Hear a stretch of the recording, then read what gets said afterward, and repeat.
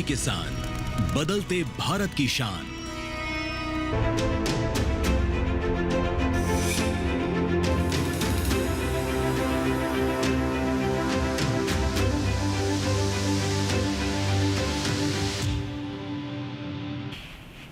नमस्कार, आप देख रहे हैं दूरदर्शन किसान। मौसम खबर में आप सभी का स्वागत है। मैं हूं आपके साथ ज्योत्सना। मौसम खबर में जानेंगे कहां होगी बरसात, कहां रहेगा मौसम साफ, कैसी रहेगी तापमान की स्थिति, साथ ही किसानों के लिए देंगे कृषि सलाह भी। लेकिन शुरुआत करेंगे आज की 5 सबसे बड़ी खबरों के साथ, जिसमें हम आपको बताएंगे कि देश में बरसात का हाल किस प्रकार का रहने वाला है, खासकर कौन से 5 राज्यों में। सबसे पहले बात करेंगे राजधानी दिल्ली की, तो यहां पर भारी बारिश का रेड अलर्ट जारी किया गया है मौसम विभाग द्वारा।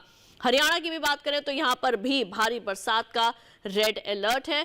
इसके बाद अब बारी आती है गुजरात की, तो यहां पर भी बेहद भारी बारिश की चेतावनी दी गई है मौसम विभाग द्वारा। अब आइए बढ़ते हैं आगे, अरुणाचल प्रदेश पे डालते हैं नजर, तो यहां पर भी भारी बरसात की संभावना लगातार बनी हुई है। इसके बाद तेलंगाना की अगर बात करें तो यहां पर कुछ दिन हो सकती है तेज बरसात।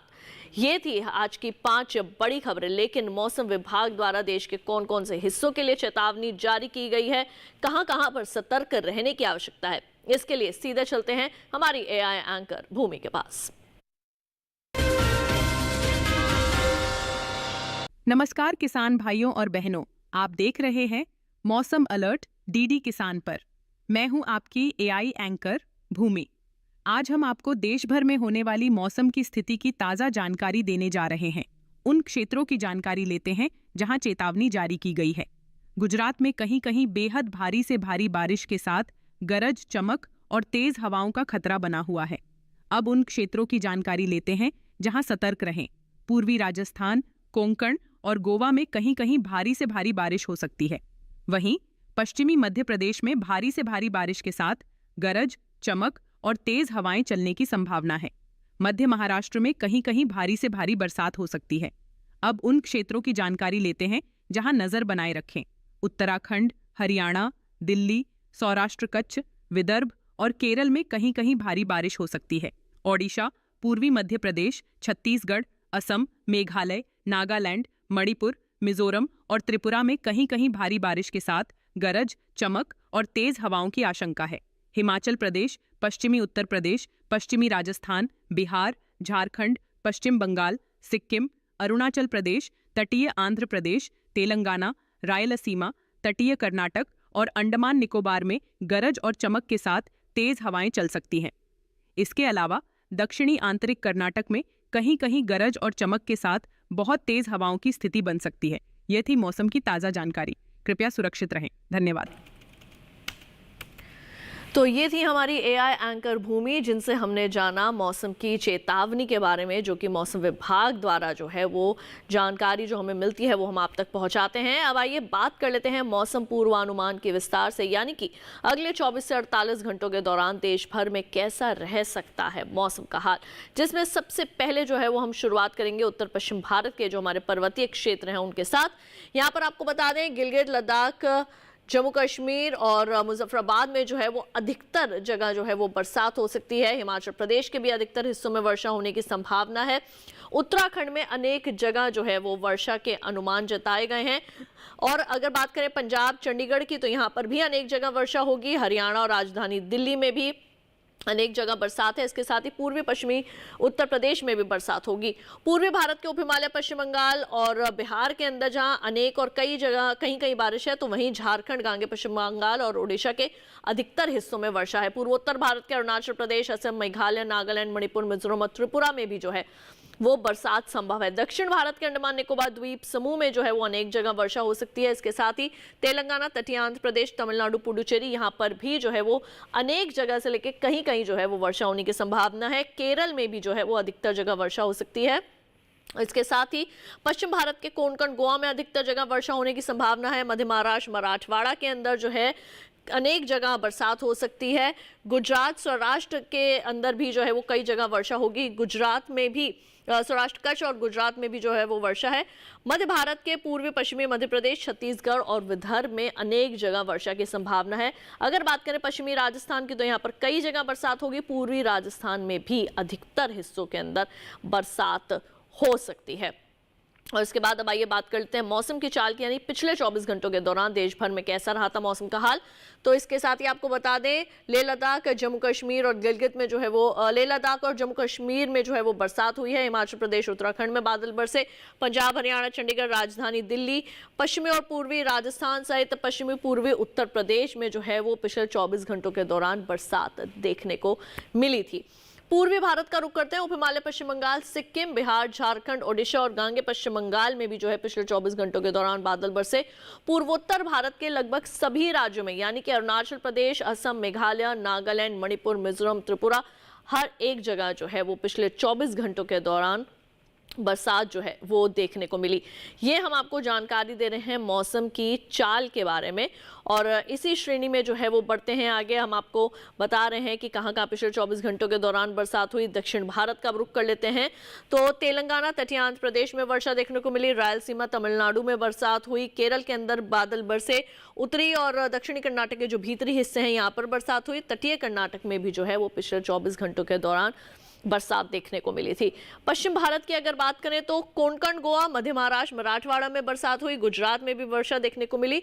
वहीं मध्य भारत में पूर्वी पश्चिमी मध्य प्रदेश के साथ छत्तीसगढ़ और विदर्भ में भी जो है पिछले 24 घंटों के दौरान बरसात देखने को मिली, यानी कि यहाँ पर भी बादल बरसे। इसके साथ ही मौसम खबर में वक्त हो चला है एक छोटे से ब्रेक का। जल्द लौटेंगे वापस अन्य जानकारियों के साथ। कहीं मत जाइए, देखते रहिए दूरदर्शन के साथ।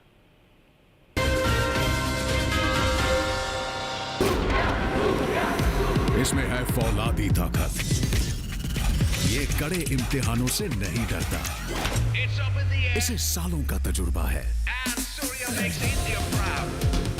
इसलिए मैं भी सूर्या पाइप्स का फैन हूँ। देश की तरक्की के सच्चे साथी।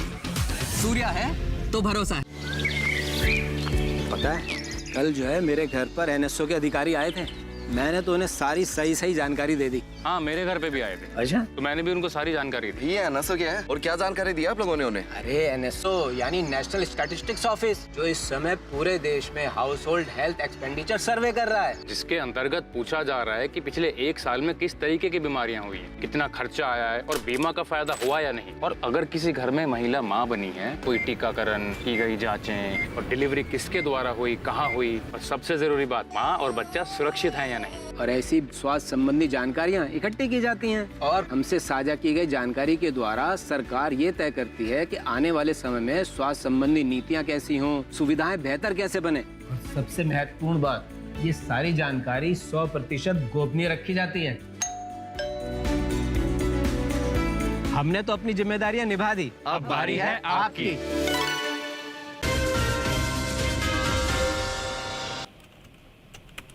ब्रेक के बाद एक बार फिर आप सभी का स्वागत है दूरदर्शन किसान के मौसम खबर में। मौसम खबर में आइए बढ़ते हैं आगे और अब बात करते हैं तापमान की स्थिति की, यानी कि पिछले 24 घंटों के दौरान देश भर में अधिकतम और न्यूनतम तापमान की स्थिति जो है वो किस प्रकार की रही।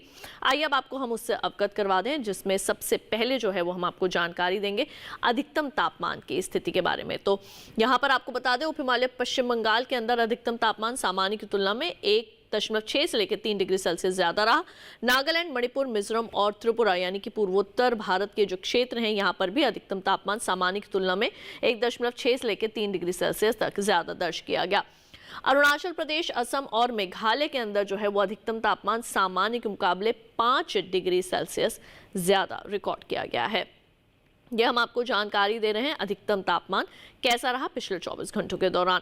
तटीय आंध्र प्रदेश की अगर बात करें तो यहाँ पर अधिकतम तापमान सामान्य की तुलना में 1.6 से लेकर 3 डिग्री सेल्सियस ज्यादा रहा और केरल में भी जो है वो इसी प्रकार की अधिकतम तापमान की स्थिति जो है वो देखने को मिली है। इसके बाद आइए बढ़ते हैं आगे और अब नजर डाल लेते हैं तमिलनाडु, पुडुचेरी पर। तो यहाँ पर जो है वो अधिकतम तापमान सामान्य की तुलना में 5 डिग्री सेल्सियस अधिक रिकॉर्ड किया गया है।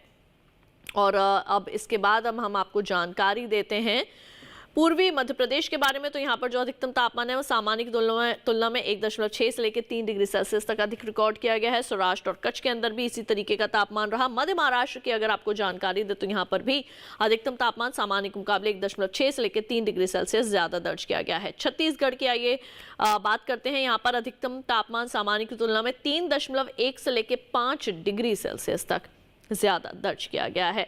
और अब आइए बढ़ते हैं आगे और अब बात कर लेते हैं कि कब सबसे ज़्यादा अधिकतम तापमान कहाँ रहा। तो तमिलनाडु के मदुरई में 39.5 डिग्री सेल्सियस रिकॉर्ड किया गया है। अधिकतम तापमान के बाद अब बारी आती है आपको बताने की कि न्यूनतम तापमान की स्थिति किस प्रकार की रही। तो न्यूनतम तापमान में हम आपको जानकारी देते हैं हिमाचल प्रदेश के बारे में। तो हिमाचल प्रदेश के अंदर न्यूनतम तापमान जो है वो सामान्य की तुलना में 5 डिग्री सेल्सियस ज़्यादा रिकॉर्ड किया गया है। और इसके बाद अब आइए बढ़ते हैं आगे और अब यहाँ पर हम बात कर लेते हैं पश्चिमी मध्य प्रदेश और पूर्वी मध्य प्रदेश की, यानी कि ये जो पूर्वी मध्य प्रदेश का हिस्सा है यहाँ की अगर बात करें तो यहाँ पर न्यूनतम तापमान सामान्य की तुलना में 5 डिग्री सेल्सियस ज़्यादा रहा। पश्चिमी मध्य प्रदेश के अंदर भी जो है वो इसी तरीके का न्यूनतम तापमान दर्ज किया गया है। बढ़ते हैं आगे, बात कर लेते हैं उप हिमालय पश्चिम बंगाल और सिक्किम की। यहाँ पर जो न्यूनतम तापमान है सामान्य के मुकाबले 3.1 से लेकर 5 डिग्री सेल्सियस ज़्यादा रहा और बिहार के अंदर भी इसी तरीके की न्यूनतम तापमान की स्थिति जो है वो रिकॉर्ड की गई है। अब आइए बात कर लेते हैं हम यहाँ पर असम की। तो असम में जो है वो न्यूनतम तापमान 5 डिग्री सेल्सियस जो है वो सामान्य की तुलना में ज़्यादा रिकॉर्ड किया गया और मेघालय में भी इसी तरीके के न्यूनतम तापमान की स्थिति दर्ज की गई है। न्यूनतम तापमान की श्रेणी में अब नजर डाल लेते हैं तमिलनाडु पुडुचेरी पर। तो यहाँ पर जो न्यूनतम तापमान है सामान्य की तुलना में 3.1 से लेकर 5 डिग्री सेल्सियस ज्यादा रिकॉर्ड किया गया है। तापमान के हाल में हम आपको ये बता रहे हैं कि न्यूनतम तापमान की स्थिति जो है वो किस प्रकार की रही है। पश्चिमी राजस्थान, गुजरात, सौराष्ट्र और कच्छ की अगर आपको जानकारी दे तो यहाँ पर न्यूनतम तापमान सामान्य के मुकाबले 3.1 से लेकर 5 डिग्री सेल्सियस ज़्यादा रिकॉर्ड किया गया है। और पूर्वी मध्य प्रदेश की अगर आपको जानकारी दे तो यहाँ पर भी न्यूनतम तापमान इसी प्रकार का दर्ज किया गया है। तो वहीं देश भर में सबसे कम न्यूनतम तापमान महाराष्ट्र के TBIA के अंदर 15.2 डिग्री सेल्सियस रिकॉर्ड किया गया। तो तापमान की ही श्रेणी में आइए बढ़ते हैं आगे और अब हम यहाँ पर नजर डालते हैं देश भर के शेष राज्यों के तापमान की स्थिति पर।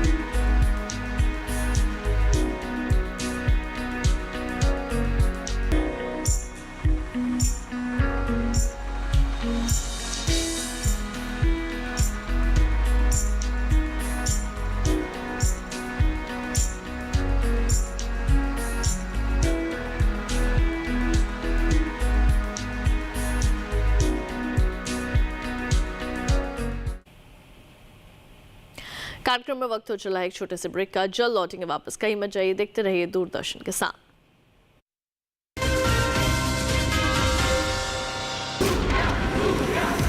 इसमें है फौलादी ताकत, ये कड़े इम्तिहानों से नहीं डरता, इसे सालों का तजुर्बा है। इसलिए मैं भी सूर्या पाइप्स का फैन हूँ। देश की तरक्की के सच्चे साथी। सूर्या है तो भरोसा है। दादा ये कौन सा प्लांट है? टैंजरीन, बहुत मीठा होता है, तोड़ना नहीं है। Free foreign trip, click on the link, अभी करता हूँ। दादू रुको, लिंक में क्लिक मत करना। क्यों? ये SMS स्कैम है, क्लिक करोगे तो आपके बैंक डिटेल्स होंगे चोरी। ओह, थैंक्स गप्पू, बचा लिया। ये ले तेरी समझदारी का फल। RBI कहता है स्मार्ट बनो, कूल रहो।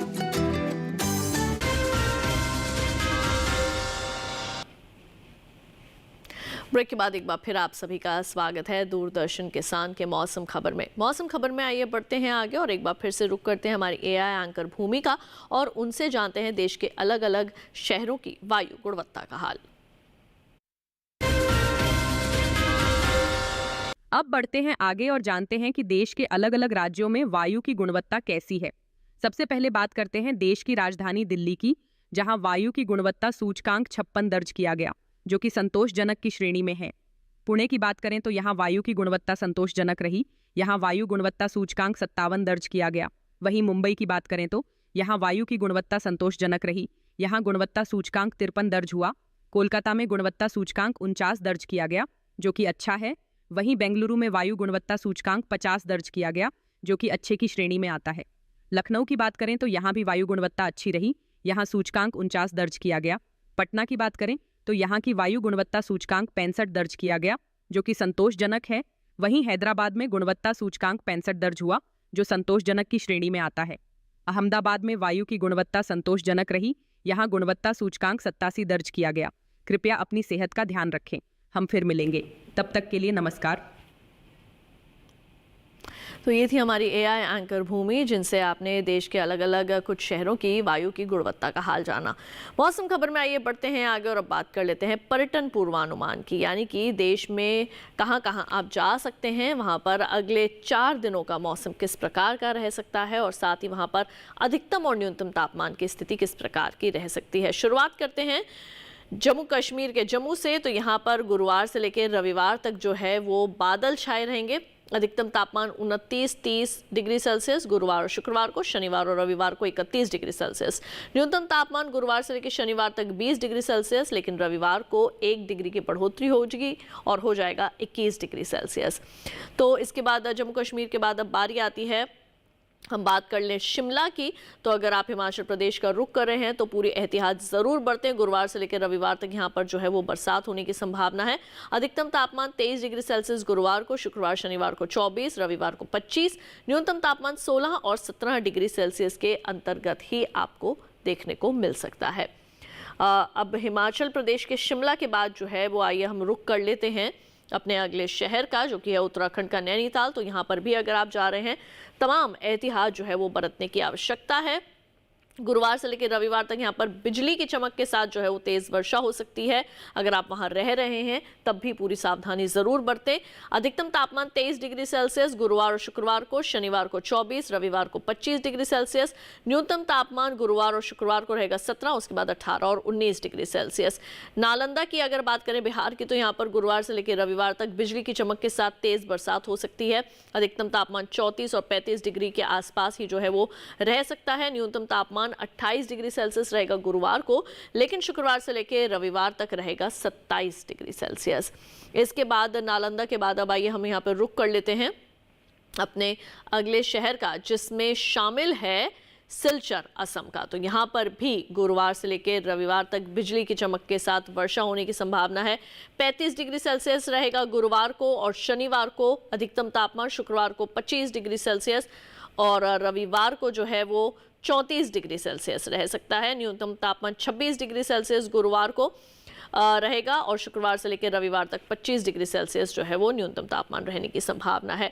कन्याकुमारी की अगर बात करें तो गुरुवार को और शुक्रवार को यहाँ पर बरसात होगी। शनिवार को यहाँ पर बादल छा सकते हैं। रविवार को एक बार फिर से बरसात होने की संभावना है। अधिकतम तापमान गुरुवार से लेकर शनिवार तक 34 डिग्री सेल्सियस, रविवार को 33 डिग्री सेल्सियस और न्यूनतम तापमान 24 डिग्री सेल्सियस रहेगा गुरुवार से शनिवार तक और रविवार को हो जाएगा 1 डिग्री की बढ़ोतरी के साथ 25 डिग्री सेल्सियस यहाँ का न्यूनतम तापमान। दक्षिण भारत में ही अब आइए बात कर लेते हैं केरल के कन्नूर की। तो यहाँ पर गुरुवार से लेकर शनिवार तक बिजली की चमक के साथ जो है वो वर्षा होने की संभावना है। अधिकतम तापमान चारों दिन एक जैसे बने रहेंगे, यानी कि 31 डिग्री सेल्सियस। न्यूनतम तापमान में भी फिलहाल किसी तरीके का फेरबदल देखने को नहीं मिल रहा है, यानी कि न्यूनतम तापमान चारों दिन एक जैसे बने रहेंगे, यानी कि 23 डिग्री सेल्सियस यहाँ पे न्यूनतम तापमान दर्ज किया जा सकता है। अब बारी आती है आगे बढ़ने की और बात करते हैं महाराष्ट्र के नागपुर की। गुरुवार से लेकर रविवार तक यहाँ पर भी बरसात होगी। अधिकतम तापमान 23 और 24 डिग्री सेल्सियस के आसपास ही जो है वो देखने को मिलेगा। न्यूनतम तापमान गुरुवार को रहेगा 20 डिग्री सेल्सियस, शुक्रवार से लेकर रविवार तक लेकिन रहेगा 21 डिग्री सेल्सियस यहाँ पर न्यूनतम तापमान। अब आइए बढ़ते हैं आगे और अब हम यहाँ पर बात कर लेते हैं पर्यटन पूर्वानुमान में ही अब आइए आपको जानकारी देते हैं जैसलमेर की। राजस्थान के जैसलमेर की अगर बात करें तो यहाँ पर गुरुवार से लेके रविवार तक जो है वो बरसात होगी। अधिकतम तापमान चारों ही दिन एक जैसे बने रहेंगे, यानी कि 28 डिग्री सेल्सियस देखा जा सकता है जैसलमेर का अधिकतम तापमान। न्यूनतम तापमान जो है वो अगले चारों ही दिन एक जैसा, यानी कि गुरुवार से लेकर रविवार तक एक जैसा बना रहेगा। 23 डिग्री सेल्सियस यहाँ पर न्यूनतम तापमान दर्ज किया जा सकता है। तो ये हम बात कर रहे हैं पर्यटन पूर्वानुमान की। अब इसके बाद मध्य प्रदेश के खजुराहो की अगर आपको जानकारी दे तो यहाँ पर गुरुवार से लेकर रविवार तक बादल जो है वो छा सकते हैं, चारों ही दिन बरसात जैसा मौसम बना रहेगा। अधिकतम तापमान 33 डिग्री सेल्सियस, गुरुवार को शुक्रवार को 32 डिग्री सेल्सियस, शनिवार और रविवार को फिर से 33 डिग्री सेल्सियस। न्यूनतम तापमान 27, 25 और 26 डिग्री सेल्सियस जो है वो देखा जा सकता है। ये अभी हमने आपको जानकारी दी विस्तार से पर्यटन पूर्वानुमान के बारे में। अब आइए रुक कर लेते हैं हमारे AI एंकर कृष का और उनसे खेती किसानी के संबंध में लेते हैं कुछ खास जानकारियां।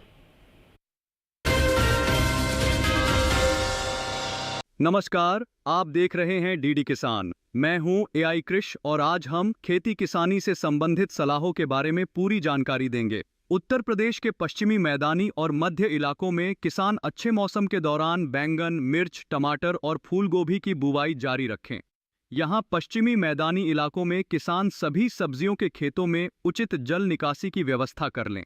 उत्तर प्रदेश के पूर्वी मैदानी इलाकों के किसान इस मौसम में गोभी, शिमला मिर्च और टमाटर की नर्सरी लगा सकते हैं।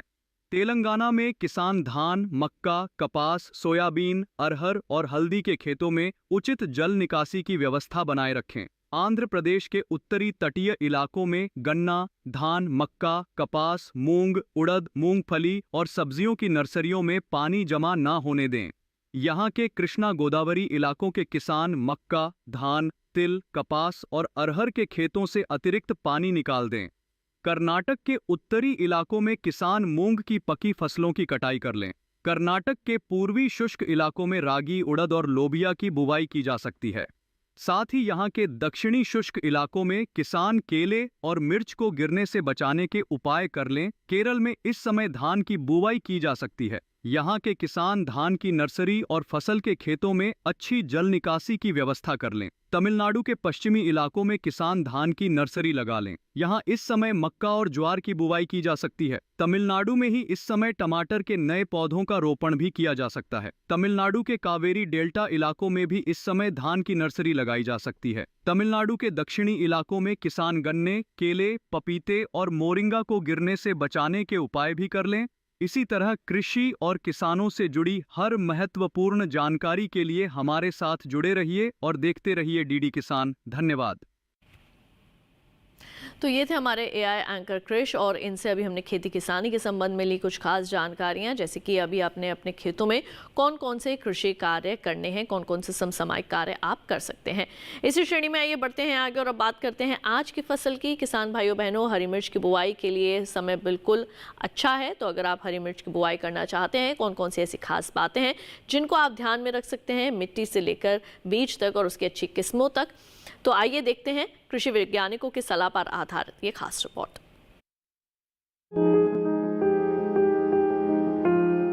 अच्छी पैदावार के लिए बेहतर किस्मों का चुनाव करना चाहिए। हरी मिर्च की पूसा सदाबहार एक उन्नत किस्म है। इस किस्म की बुआई पूरे भारत में की जा सकती है। बुआई के बाद आप 1 हेक्टेयर से 95 क्विंटल पैदावार ले सकते हैं। हरी मिर्च की इस किस्म के पौधे सीधे होते हैं और उनकी ऊंचाई 60 से 80 सेंटीमीटर तक होती है। इस किस्म में मिर्च की लंबाई 6 से 8 सेंटीमीटर होती है और एक गुच्छे में 6 से लेकर 14 मिर्च लग सकती हैं। हरी मिर्च की पूसा सदाबहार किस्म रोपाई के 75 से 80 दिनों बाद तैयार हो जाती है।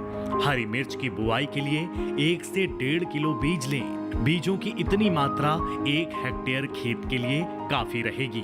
बुआई करते समय कतार से कतार की दूरी 45 से 60 सेंटीमीटर और पौध से पौध का फासला 30 से 45 सेंटीमीटर रखें। बुआई के तुरंत बाद पहली सिंचाई कर दें। इस समय 10 से 12 दिन के अंतराल पर फसल में सिंचाई करें। जबकि गर्मी के मौसम में हर 7वें दिन फसल में सिंचाई करना अच्छा रहता है। फसल में खरपतवार नियंत्रण के लिए समय समय पर खुरपी से निराई गुड़ाई करें। हरी मिर्च में आर्द्र गलन रोग होने का खतरा बना रहता है।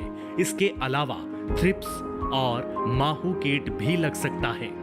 हरी मिर्च की फसल को रोगों से बचाने के लिए विशेषज्ञों की सलाह लेते रहें। ध्यान रखें कि दवा का छिड़काव संबंधित विशेषज्ञ की सलाह से सिर्फ प्रभावित जगह पर ही करना है। तो अभी आपने हरी मिर्च की बुआई से संबंधित तमाम विशेष जानकारी हासिल की। साथ ही आपने ये भी जाना कि कौन कौन से रोग और कीट इसमें लग सकते हैं और कैसे आपने कृषि वैज्ञानिकों की सलाह के मुताबिक ही जो है वो अपने इस फसल का जो है वो उपचार करना है। इसके साथ ही आपको बता दें कि हमारे आज की मौसम खबर में बस इतना ही। लेकिन अगर आप मौसम खबर को दोबारा से देखना चाहते हैं, कोई जानकारी रह गई है उसे दोबारा से प्राप्त करना चाहते हैं, तो टीवी स्क्रीन पर दिखाए जा रहे इस QR कोड को आप स्कैन कर सकते हैं। इससे सीधे आप हमारे YouTube चैनल पर चले जाएंगे। वहां जाकर आप एक बार फिर से ले सकते हैं मौसम का हाल मौसम खबर के साथ। तो आज के लिए बस इतना ही। मुझे दीजिए इजाजत। आप देखते रहिए दूरदर्शन किसान। रखिए अपना बहुत ज्यादा ख्याल। नमस्कार।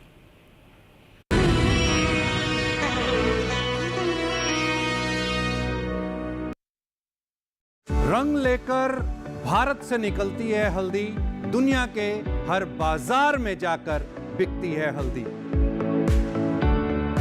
2030 तक 1 लाख मीट्रिक टन का एक्सपोर्ट हो जाएगा आराम से। किसान की सारी खेती बाजारीकरण पर आधारित है। हल्दी के अंदर तेजी देखने को मिली थी, क्या वो 2025 खत्म होने के पहले दोबारा देखने को मिलेगी? खेती के व्यवस्था को समझते हुए प्रोसेसिंग की तरफ आए। भारत के अंदर में हल्दी का कारोबार क्या नई दिशा और दशा दिखाता है?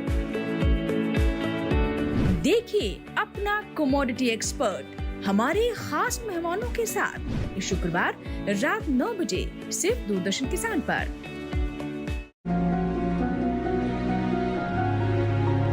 कुपोषण एक गंभीर समस्या। दुनिया के कई देश हैं कुपोषण के शिकार। बच्चे और महिलाएं हैं सबसे ज्यादा प्रभावित। क्या है कुपोषण? सेहत पर क्या होता है इसका असर और क्या है इससे बचने के उपाय? अगर आप भी कुपोषण की समस्या के बारे में कुछ जानना या पूछना चाहते हैं तो लगाइए हमारे टोल फ्री नंबर 1800-113060 और 1800-113061 पर कॉल। कुपोषण कारण, लक्षण और बचाव इस शनिवार स्वस्थ किसान लाइव शाम 6 से 7 बजे केवल दूरदर्शन किसान पर। डीडी किसान ने कर ली है तैयारी। यहाँ मिलेगी पशुपालन की हर एक जानकारी, घर आंगन से लेकर व्यवसायिक फार्म तक, मुर्गी पालन से लेकर रेगिस्तान के जहाज तक। बीमारियों से पशुपालक बिल्कुल ना हो परेशान, विशेषज्ञ करेंगे आपकी समस्या का समाधान। देखिए अपना पशु चिकित्सक हर रविवार शाम 6:30 बजे दूरदर्शन किसान पर। हाईटेक खेती से सशक्त हो रहा है किसान।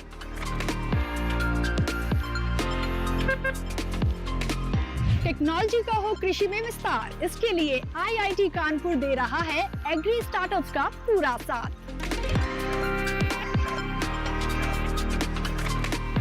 कृषि में युवाओं की भागीदारी से देश में बढ़ रहा है रोजगार। कृषि स्टार्टअप की नई सीरीज एग्रीटेक स्टार्टअप्स हर शनिवार रात 9:30 बजे और पुनः प्रसारण सोमवार शाम 4 बजे सिर्फ डीडी किसान पर। मशीनों के दौर में जी रहे हैं हम। काम को बेहतर और आसान बना रही हैं मशीनें। खेती को दे रही है नई ऊंचाइयां, किसान के लिए है वरदान।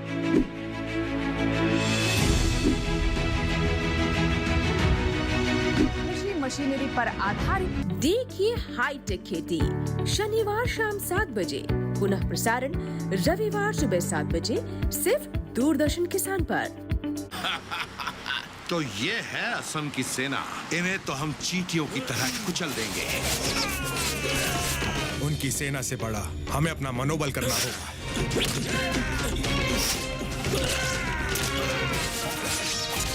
मैं तुम्हारा मामा हूँ बेटा। देखो के मुंह माई डांगो नो होए। पर उनकी नावों की संख्या भी हमसे तिगुनी है। मेरी आज्ञा के बिना नावों को पीछे ले जाने का साहस कैसे हुआ? अब मुगलों की खैर नहीं।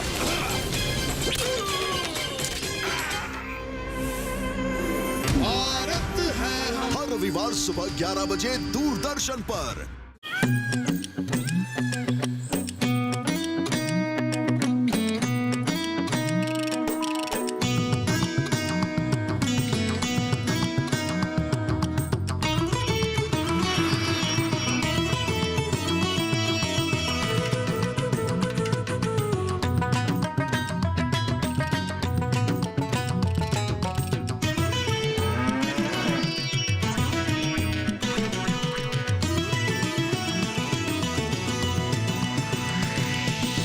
डीडी किसान, बदलते भारत की शान।